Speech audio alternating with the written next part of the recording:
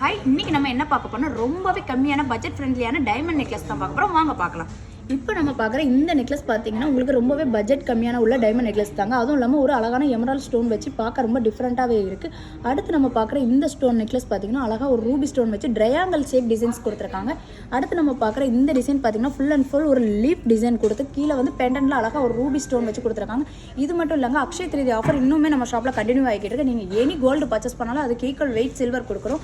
டைமண்ட்க்கு offer வந்து 30% offer டைமண்ட்லேருந்து நம்ம கொடுக்குறோங்க.